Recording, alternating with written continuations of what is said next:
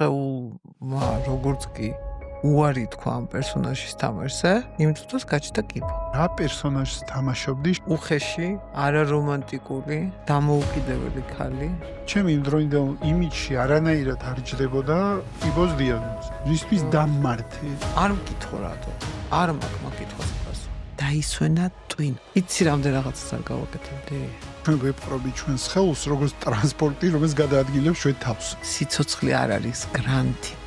ხო, როგორც კი მაგას დაუშვებ შენ თავში, წმინდავს შენ სოციუმი. სიკვდილის თემა არის ძალიან ტაბუირებული.